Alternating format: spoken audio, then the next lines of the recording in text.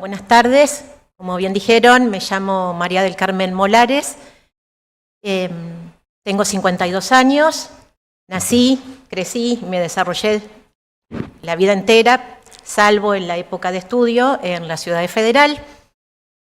Cursé mis estudios primarios en la Escuela 52 Provincial, la escuela secundaria en la ex Escuela de Comercio y egresé con el título de bachiller con orientación docente. De ahí es que me traslado a la ciudad de Santa Fe para cursar mi carrera, la carrera de abogacía, y que siempre digo que esta carrera me llevó en la vida 6 años, un día, porque comencé el 18 de marzo del 91 y me recibí el 19 de marzo del 97. Por eso son 6 años, un día. Más allá de la presentación, creo que hoy la verdad que es un honor estar acá y estar acá este día concreto. 10 de diciembre, el Día Internacional de los Derechos Humanos, en honor a nuestra Declaración Universal de los Derechos Humanos. Y 10 de diciembre, tan fuerte para nuestra nación, haber recuperado en el 83 nuestra querida democracia al asumir el presidente Alfonsín como presidente constitucional luego del periodo que transitábamos desde las dictaduras. Así que yo digo, vaya, si no será un honor estar defendiendo lo que defiendo continuamente, que son los derechos humanos, en el Día de los Derechos Humanos. Voy a contar, yo digo siempre, he transitado mi vida pensando en que iba a ser abogada. Desde los 5 años decía que iba a ser abogada, pensando claramente en esta ilusión y en esta idealización que uno tiene. Y yo decía, a los 5 años decía, voy a ser abogada para defender a mi papá. La vida era después difícil en el sentido de lo económico, para los que estamos alejados por ahí de las cuestiones de los centros académicos. Y acá quiero agradecer muy especialmente a mis compañeros del secundario, pero especialmente a Miriam, que sigue siendo mi compañera hoy, mi amiga hoy, y a su familia, que en aquella oportunidad dijeron, no importa, de algún modo nos vamos a arreglar y vos vas a ir a estudiar. Y así lo hice gracias al valor que en aquella oportunidad y al compromiso y a la responsabilidad que tuvo y a la generosidad que tuvo conmigo en aquel momento don Juan Silvestre, que en ese momento era jefe departamental de policía. Así es como comencé, con la ayuda de él y de su familia claramente, comencé a vivir en Santa Fe. Ellos me abonaron los 2 primeros meses de la pensión y luego pude seguir transitando la carrera con mi trabajo propio, habiendo trabajado en casas de familia para poder continuar. Así que por eso digo, la verdad que es un honor que hoy, en este día especial, estar acá. Como dije, me recibí en el 97 y, y hoy más que nunca lo quiero decir. Hoy más que nunca lo quiero decir y visibilizar la cuestión de la docencia y lo importante que es la docencia para un país y especialmente para nuestros pueblos. Por eso lo quiero visibilizar. Y dije, tengo la bendición de ser egresada con el título de formación docente. ¿Y por qué se dio este inicio? Porque en Federal, para esa época, comenzaba el profesorado doctor Luis Arienti a dar sus primeros pasos. Entonces, como se buscaba una conexión entre el secundario y el Arienti, se estableció esta carrera que yo digo por casualidad elegí en aquel comienzo y, como digo, terminé con la orientación docente. Digo más que nunca porque hoy en estos días hemos estado movilizados en el pueblo, en la ciudad, tratando de mostrar lo importante que es el Arienti para nuestra comunidad. Bueno, entonces cuando me recibo, nuestra nuestro título académico claramente nos habilita a ingresar en la docencia en su oportunidad con el título habilitante. Así ingresé. Yo me recibo, como dije, el 19 de marzo. Los primeros días de abril ya estaba transitando mis primeros días en la docencia en la Escuela de Comercio. Y esta, siempre digo yo, es una vocación que me surgió con posterioridad al haber transitado la otra carrera que ya yo tanto anhelaba. Así que luego, por compromiso a esta carrera, por compromiso, digo claramente por compromiso a esta carrera, transité el profesorado en Educación Superior en la Universidad Católica de Salta, en el Instituto del Profesorado Concordia, que se llevaba adelante dentro de estos, por convenio con la universidad, y fueron 2 años viajando a Concordia para cursar el profesorado. Es así como digo que me recibí de profesora universitaria. Porque siempre digo, llevé las 2 carreras a la misma vez. En el 97, inmediatamente que me recibo, comienzo a trabajar en el estudio jurídico del doctor Carlos Gutiérrez, el estudio del profesional con más años en aquella oportunidad, lo que me permitió también conocer y disfrutar de la abogacía. Disfrutar porque en un pueblo uno no se especializa generalmente, sino que transita con todo lo que la abogacía demanda a un profesional y máxime cuando en aquella oportunidad prácticamente era la única mujer. Hoy ya, por suerte, son muchas las mujeres que transitan la profesión. Entonces, esa me permitió disfrutar, como digo, de la abogacía hasta en el 2000, que en el 2000 se abre el concurso abierto en el Poder Judicial y luego de transitar ese concurso ingresó en abril del 2001 al Poder Judicial. O sea, estuve prácticamente 4 años trabajando en la profesión hasta que por concurso y habiéndolo ganado en aquella oportunidad ingresó al Poder Judicial. Ingreso, como ingresaban la mayoría, y yo digo, esto sigue siendo por ahí una deuda, porque esto sigue siendo una deuda, la mayoría ingresa por los ministerios públicos al Poder Judicial. Ingresaba, mejor dicho, por los ministerios públicos, o sea, entonces todos hacíamos la carrera desde ese lugar. Tan es así que mi cargo titular sigue siendo escribiente de ambos ministerios públicos, o sea, escribiente de la Defensoría, escribiente de la Fiscalía. Hoy suena absolutamente raro, pero en aquella oportunidad yo realizaba por la mañana todo el trabajo de la Defensoría y por la tarde el trabajo que me demandaba la Fiscalía. Digo, esto suena raro, pero en aquella oportunidad era la puerta de entrada no solo de la gente, sino también de todos los empleados al Poder Judicial. Y yo digo, acá también vuelve a marcarme esta situación, vuelve a marcarme y mucho la situación, porque acá empecé a conocer otra realidad. Una realidad que no es que me era demasiado ajena, pero empecé a conocerla desde lo que es el servicio de justicia. Y la Defensoría justamente esto implica ponerle el cuerpo y poner la vida y el trabajo en servicio de la gente. Así transité unos cuantos años hasta que en alguna oportunidad, que ya no recuerdo exactamente el año, mis compañeros de trabajo me proponen para realizar una suplencia como secretaria del Juzgado Civil y Comercial con competencia en familia en aquella oportunidad, con competencia en familia debido a una licencia larga que tomaba el secretario que estaba en esa oportunidad. El superior me designa en la secretaría y por vueltas de la vida, inmediatamente que ingreso a la secretaría, me toca transitar como subrogante, por una cuestión de salud de la secretaria en aquel momento, como subrogante de la secretaria de instrucción. Allí estuve casi 3 meses ejerciendo ambas secretarías, con lo que eso implica.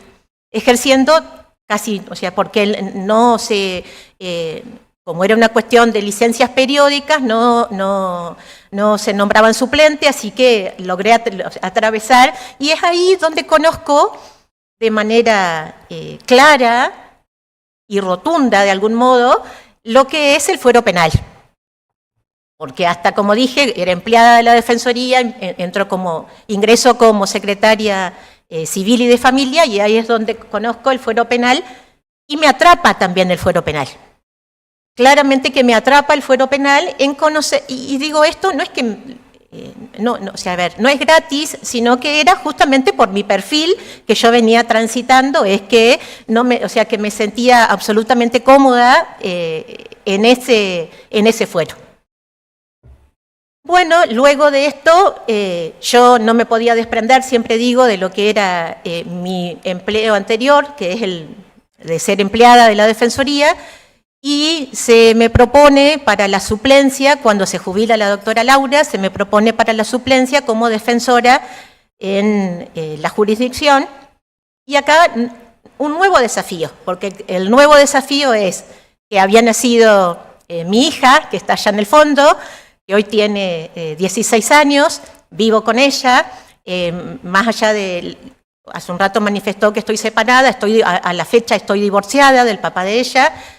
Inmediatamente que ella nace, cuando retomo con esta suplencia en la Defensoría. Y fueron el gran desafío. ¿Por qué el gran desafío? Porque en federal, como siempre, a veces primeriamos. ¿Y cómo primeriamos? Llevando adelante el nuevo Código Procesal Adversarial en la provincia, en la jurisdicción Concordia. Fuimos los primeros y me tocó estar dentro de las primeras en este fuero, que insisto, todo un desafío, y ese desafío fue clave en la vida de la gente, pero también clave en cada uno de nosotros, los empleados del Poder Judicial. En las miradas distintas que debíamos sostener y en los compromisos distintos que debíamos llevar adelante ante este nuevo código que se nos presentaba como nuevo, como novedoso y como concentrador y garantizador de derechos, porque creo que eso es el Código Procesal Adversarial y eso fue lo que logró. Sí insisto que claramente este código que nos atravesó en la provincia nos marcó y me marcó personalmente en la nueva mirada que el derecho debe tener sobre la realidad social. En ese sentido me marcó. Y la mirada concreta y respetuosa que debemos tener, tanto por el imputado como por las víctimas. De eso se trata, ni más ni menos que el Código Procesal. En cuanto a la presentación que yo venía haciendo, digo, en ese momento hice la suplencia hasta el año 2014, que ahí regresé nuevamente como escribiente de la Defensoría, y en el 2015, cuando ya había quedado bien posicionada en el concurso que se llevó adelante de defensores auxiliares, es ahí donde se me convoca nuevamente para cubrir la suplencia de defensor auxiliar, cargo que ejerzo desde aquella oportunidad donde quedé, como digo, bien posicionada en esa situación, y desde el 29 de agosto del 2015 a la fecha, con los avatares que se transitaron en ese proceso que me hicieron hasta pasar por este recinto, y que por este recinto lo transité, porque, insisto, habiendo ganado para federal, transité este proceso. No quiero dejar de decir que a la fecha continúo con mi carrera docente, tengo mis 9 horas de secundaria en la Escuela de Comercio, de las cuales las tengo licenciada, y continúo con la Cátedra de Derechos Humanos en el Profesorado de Educación Primaria, en el Dr. Luis Arienti, que con mucho orgullo y con mucha pasión llevo adelante, porque en realidad eso me permite no solo contarles los derechos a mis alumnos, sino que puedan ejercerlo y que puedan hacerlos ejercer luego en las situaciones laborales. Creo que esto es fundamental, y voy a contar una experiencia de hace muy poquito, terminando el año lectivo. mis alumnos y alumnas pudieron trabajar con mucha responsabilidad las discapacidades.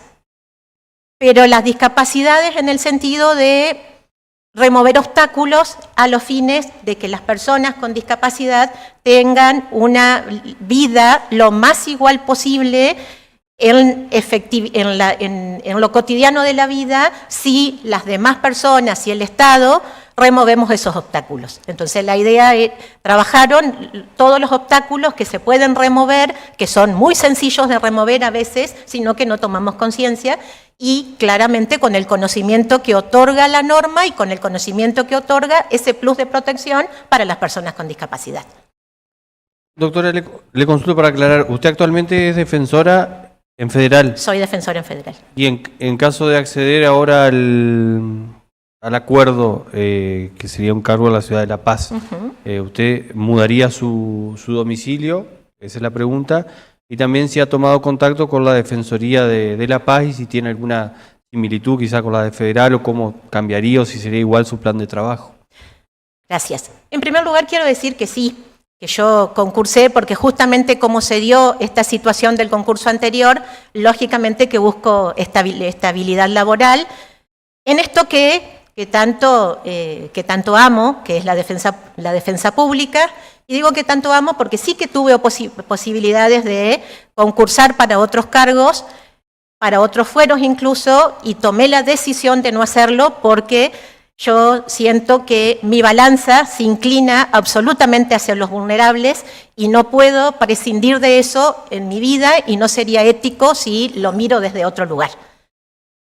Por eso digo, tuve la posibilidad de rendir para la Fiscalía, que no lo hice luego y tampoco para los cargos de los otros juzgados que se dieron en federal. Sí, ahora rendí para todos los cargos que transitaron, me hubiera gustado titularizar en federal, no hay dudas, porque ese es mi lugar.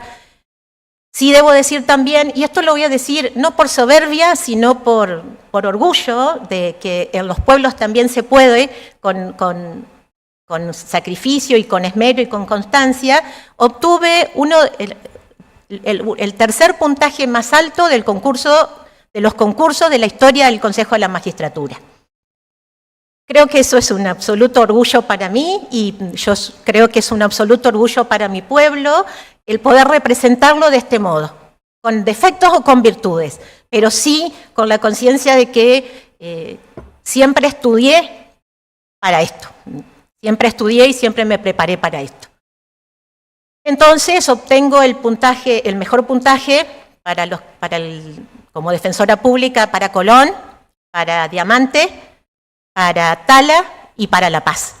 La decisión fue que la postulación es para el cargo de defensora pública de la ciudad de La Paz. Y yo digo, a ver, tiene también absolutamente luego de conversar, porque uno tiene absolutamente relación con el equipo de defensores, que creo que esa es una gran virtud que tenemos en la defensa pública, el ser un equipo, y este equipo lo demostramos en la provincia.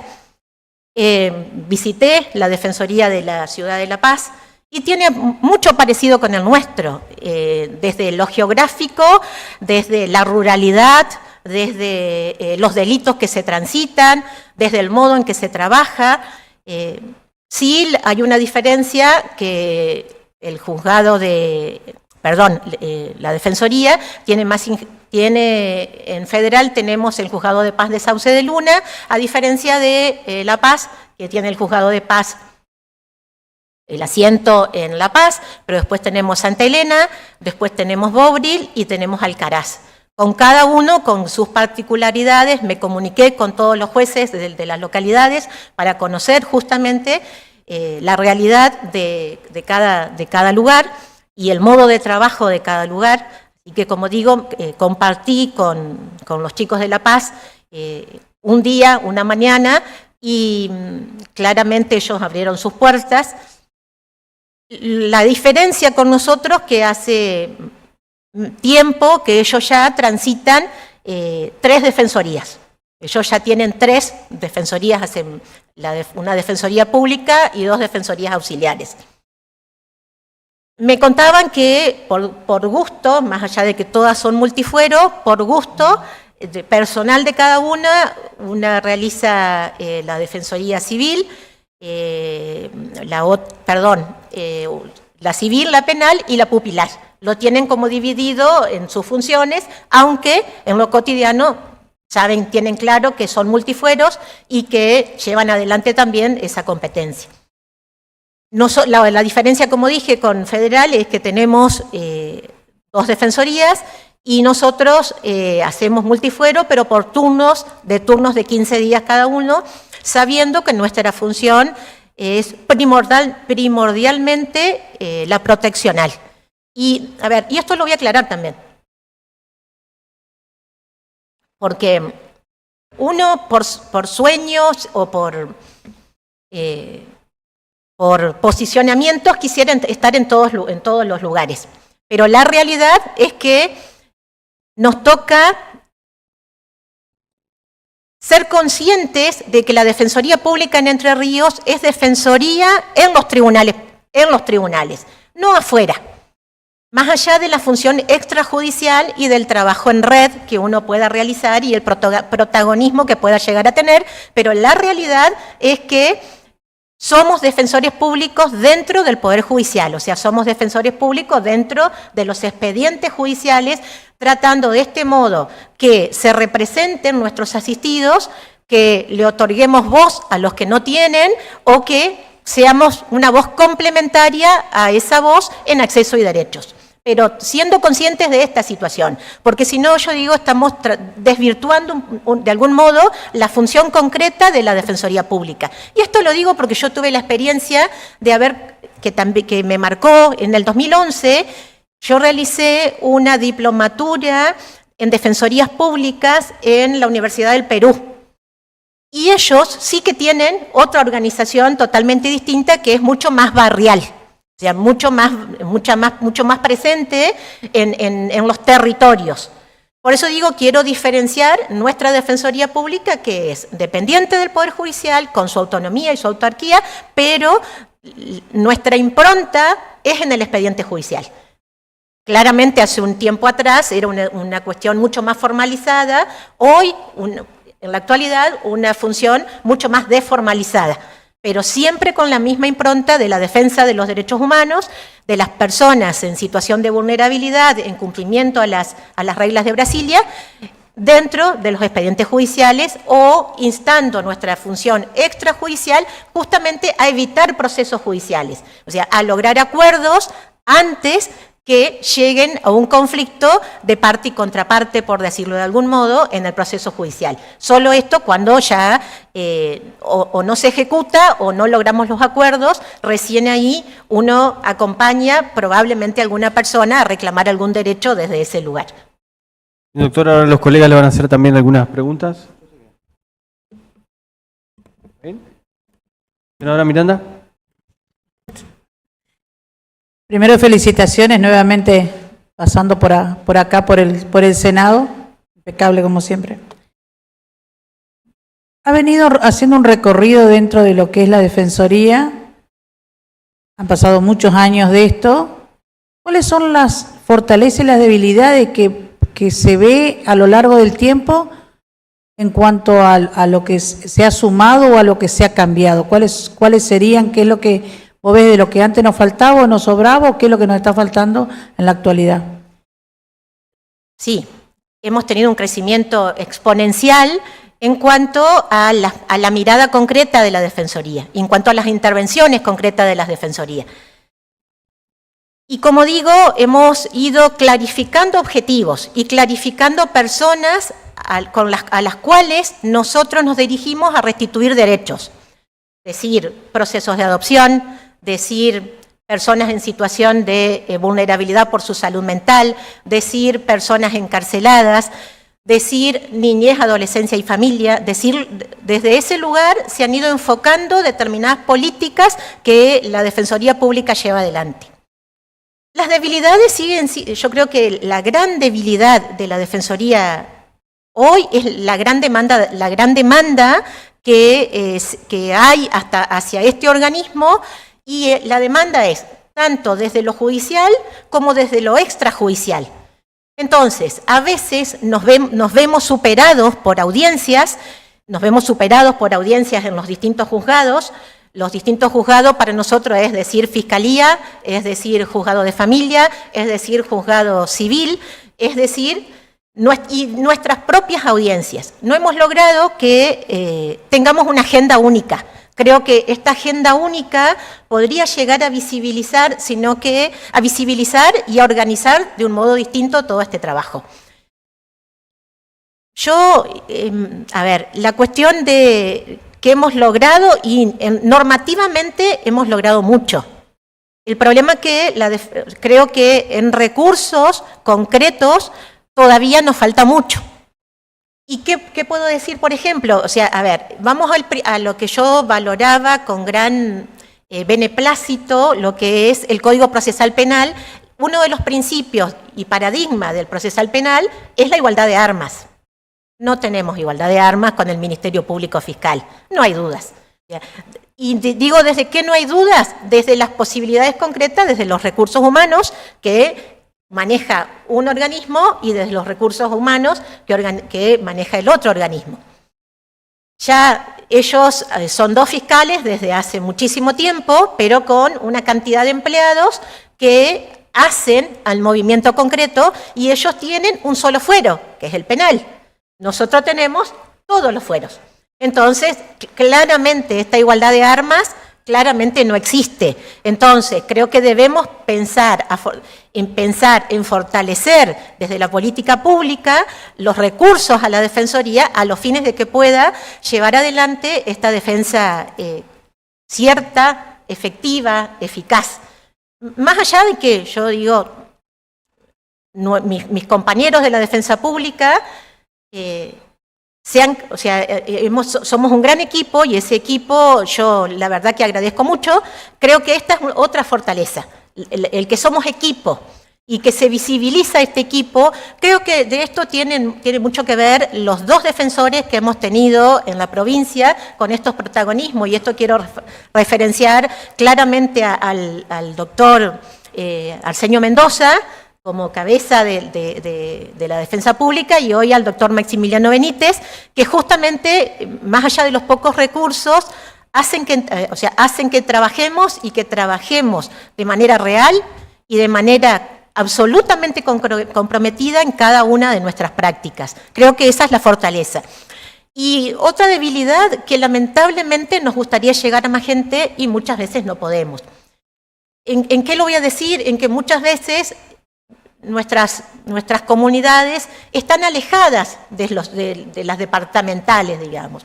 Tenemos mucha población rural, que la tiene La Paz también, que es una gran característica, y la verdad que cuesta llegar. Sí ha ayudado las cuestiones tecnológicas, lo que a veces era pedirle al personal policial que se traslade para realizar una notificación, hoy lo podemos hacer levantando un teléfono.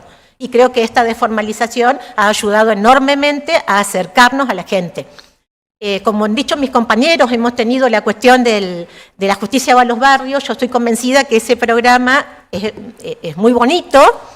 Ya se debe dejar de llamar justicia va a los barrios, porque la mayoría de las veces vamos a la zona rural y hasta es una falta a la dignidad de las personas del lugar que se siga llamando de este modo. O sea, tenemos que cambiarle el nombre, sí que permanezca, porque al principio fue pensado para los barrios más alejados, pero la realidad es que en lo concreto nos alejamos cada vez más y no vamos claramente a barrios, vamos a la zona rural.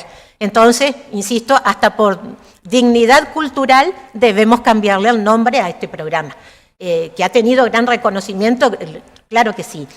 Y lo que sucede cada vez que acompaño al programa, la mayoría de las consultas son hacia la justicia de paz o hacia la defensoría.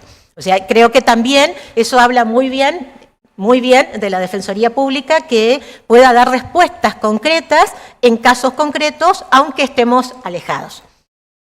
Otra fortaleza de la Defensoría, voy a hablar de lo que conozco, que es la Defensoría Federal, es la gran cercanía a la gente.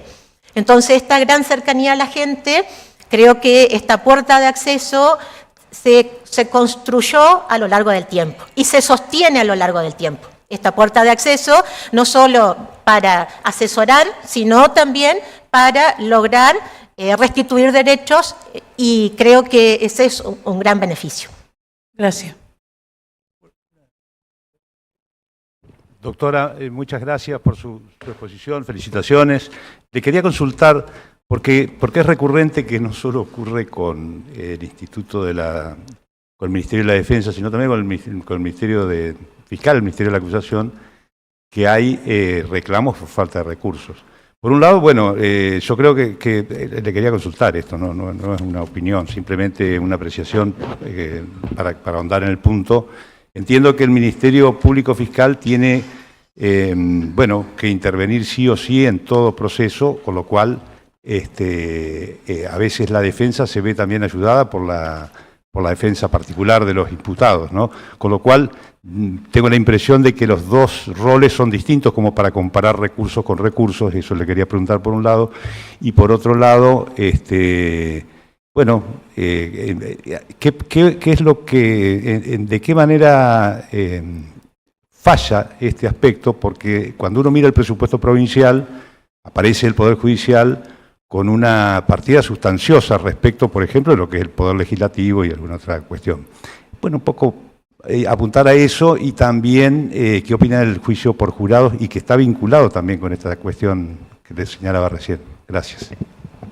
A ver, es real lo que usted manifiesta, pero a medias.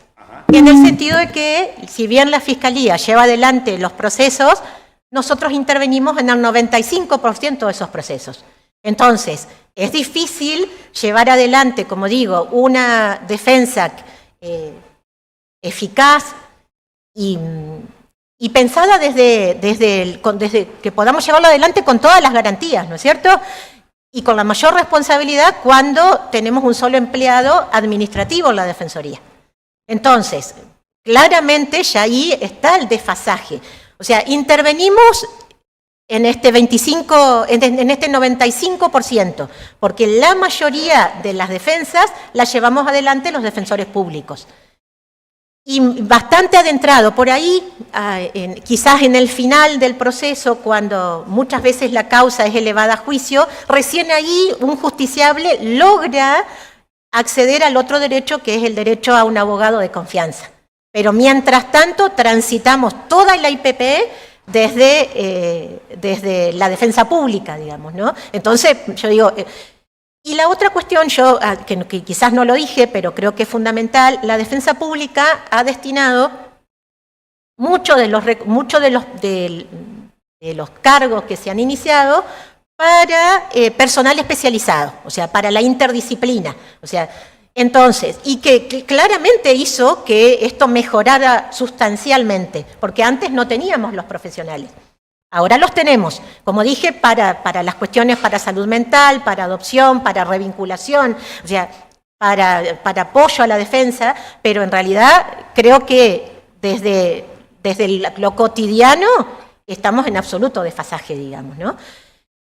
Y creo, como digo, si bien esto es una fortaleza, una absoluta fortaleza, que podamos contar en la defensa pública con los profesionales de la interdisciplina. Claramente la mayor fortaleza, y casi que no prosiguen los procesos si un niño o niña no es escuchado en una ETB. Estas ETB claramente fueron una bisagra, creo que la gran bisagra que también se posibilitó desde la defensa pública, ¿no? Yo creo que pronto vamos a contar, más allá de que yo siempre tuve mi posicionamiento respecto al traslado de los niños, a veces, yo digo, depende de cómo uno mire esa realidad, porque a veces el niño era el único modo, la única vez que realizaba un viaje, y la única vez que tenía un desayuno en la ciudad de Concordia, sí se lo acompañaba desde algún organismo oficial. Entonces, por eso digo, depende de cómo uno mire. Claramente, si vamos a tener prontamente una ETB para realizar, la estructura, mejor dicho, del ETB para realizarla en federal, creo que eso nos va a dar otra posibilidad de a los profesionales estar en el cara a cara y en el día a día de estos procesos, ¿no? También es otra fortaleza, pero insisto, o sea, es necesario empoderarla, pero empoderarla desde lograr mayor efectividad, pero a veces ni siquiera son necesarios. A veces una ley puede cambiar. ¿Cuál es la ley que yo ansiamos que cambien hace años? La ley de cómo se transita la carrera judicial, que no sea que cada ministerio público tenga la posibilidad de tener su propia ley y su propia movilidad con los empleados. Porque como dije al principio, todos ingresábamos por la Defensoría, pero estaban 2 años y cuando había una posibilidad de concurso, la persona se va. Entonces, la idea es que se fortalezcan las personas, a aquellas que les guste estar, porque yo digo, te tiene que gustar el ministerio para poder continuar. Si uno se pone la camiseta del ministerio, poder continuar y que no sea tan dificultoso la carrera judicial dentro con tan pocos empleados. Entonces, si son demasiado pocos, claramente. Y a la vez, insisto, por ahí pensar, yo digo, no es tan difícil porque la administración pública tiene modos de movilidad que no tiene que ver con un ascenso. A veces una recategorización puede claramente dar esta movilidad que a veces se espera y esta movilidad de crecimiento que es totalmente lícita, ¿no es cierto? Y la otra pregunta que me hizo... Es muy interesante lo que acaba de decir, porque la verdad es que nosotros a veces preguntamos y cuando se transita la carrera judicial, se pasa de la Fiscalía a la Defensoría, y esto que usted dice respecto a la especificidad de las vocaciones, es muy interesante, me parece, por lo menos a mí. Pero la verdad es que no sé si hay alguna forma de consultar respecto de esto, de cómo ayudar con la legislación, o si usted tiene algún trabajo publicado, o cómo podríamos hacer, hablarlo con Benítez directamente. Con los dos ministerios públicos, porque en realidad yo creo que los dos ministerios públicos les va a interesar readecuar la ley orgánica sería. O sea, readecuar la ley orgánica, esta ley orgánica que hoy, o sea, y claramente es la que nos da los perfiles, pero estos perfiles que insisto que a veces hoy... ¿Te obligan a transitar caminos o se producen deserciones, por lo que usted decía, precisamente para ocupar otros lugares que quedan vacantes y esa especialidad que se adquirió con el tiempo y se pierde? Totalmente, claro, totalmente. Claro. Que probablemente en las grandes ciudades esto no se sienta, pero sí se siente en las poblaciones que tienen menos cantidad de empleados judiciales, que claramente permanecen por mucho más tiempo en un lugar. Creo que, insisto, y creo que la ley orgánica debe ser modificada de todos modos, porque muchas veces hemos transitado más con normas prácticas que... otro ejemplo, les voy a dar otro ejemplo, las subrogaciones. Claramente están más manejados por normas prácticas que por normas legales. Y voy a la otra consulta que usted me hizo respecto al juicio por jurado. A ver, el juicio por jurado creo que debemos pensarlo, pero contextualizarlo. Porque creo que eso es lo que no estamos logrando. Decimos, el juicio por jurado es una posibilidad que le da la Constitución Nacional a la ciudadanía de participar. Pero no debemos dejar de pensar que esto se dio en la Constitución primigenia nuestra. Hoy son absolutamente otras las normas que acompañan a esta norma. Por lo tanto, insisto, no debemos descontextualizarla. ¿Y qué quiero significar? Que este juicio por jurado debe transitar garantizando derechos humanos, pero todos los derechos humanos, no algunos. ¿Y qué quiero significar? Que yo estoy absolutamente contenta con la reforma que se dio hace poco. ¿Y por qué lo digo? Porque lamentablemente se estaba pensando desde un solo lugar, no se estaba pensando desde el impacto que el juicio por jurado le da a la víctima.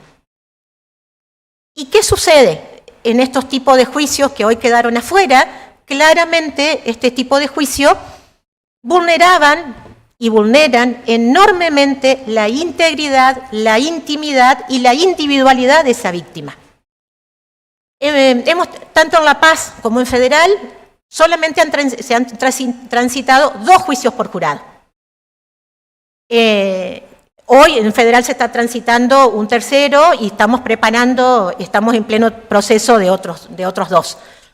Pero en realidad el que más me causó escozor fue este último, donde se transitó un abuso sexual, donde la víctima, a la que acompañé durante su minoridad, hoy es mayor de edad y quedó visibilizada en la ciudad de Federal. Quedó expuesta,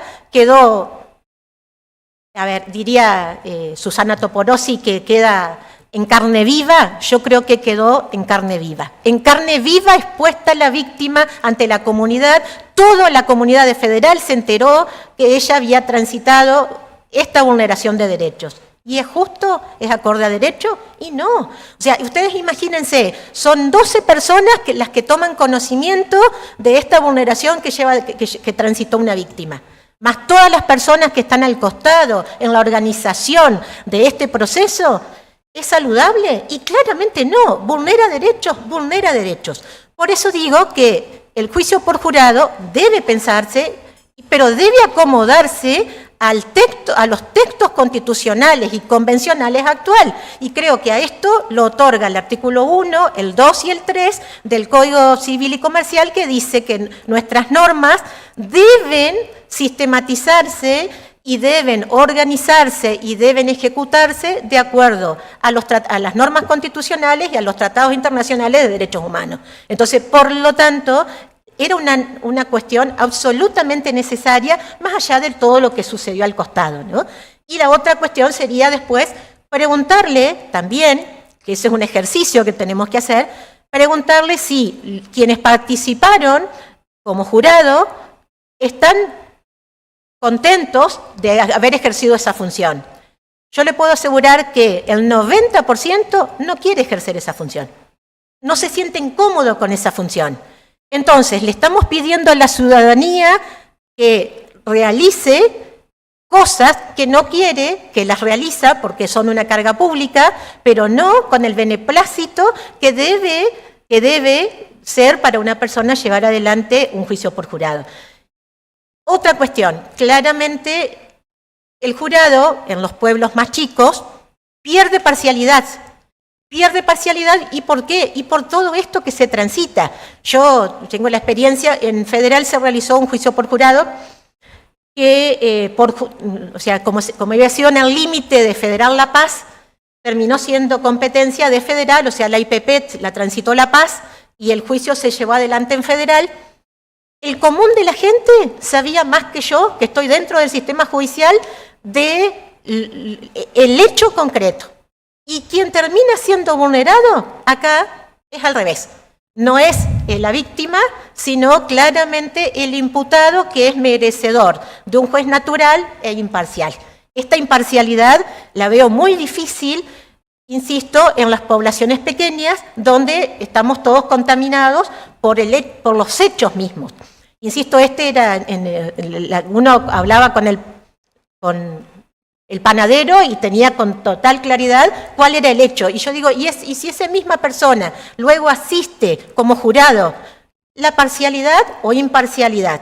Y va a ser dudosa, claramente dudosa. Y claramente acá tenemos que acomodar también, digamos, no solo a las perspectivas, sino a la cuestión ética de cómo transitamos estos procesos que, insisto, estamos obligados a garantizar la legalidad.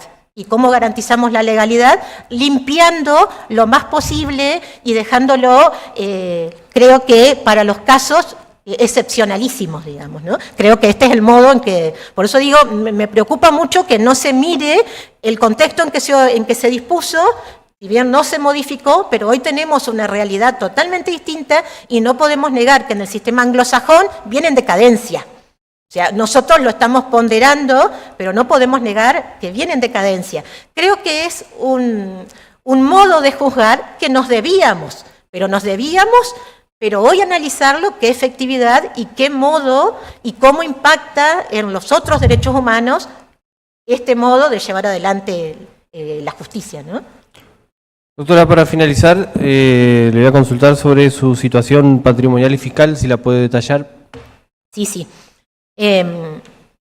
Antes, si me permiten, quiero decir una cuestión que tiene que ver con esta historia mía de haber transitado, como dije, este proceso siempre en busca de la titularidad en la defensa pública. Quiero decir la incomodidad que fue para mí, pero la incomodidad en el no ejercicio de los derechos. Como ustedes sabrán, en el anterior proceso se tramitaron medidas cautelares y otros procesos de inconstitucionalidad del concurso que se llevó adelante la vez anterior.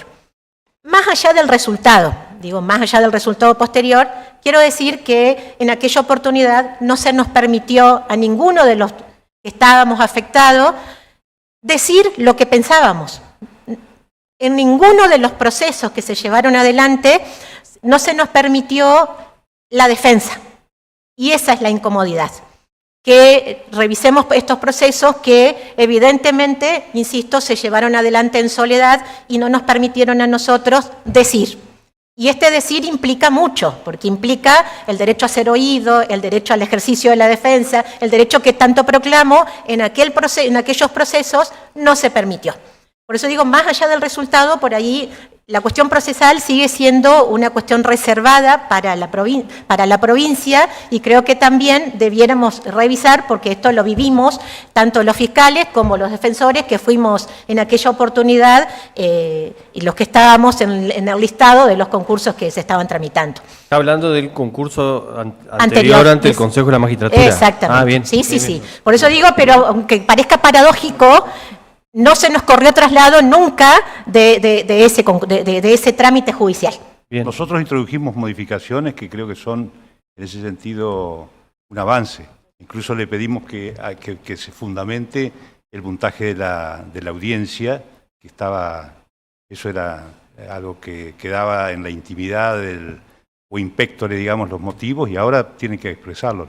Sí, hoy lo del Consejo de la Magistratura, claramente uno transita el proceso y claramente uno va aprendiendo cada vez que transita el proceso. Creo que eso es absolutamente valioso.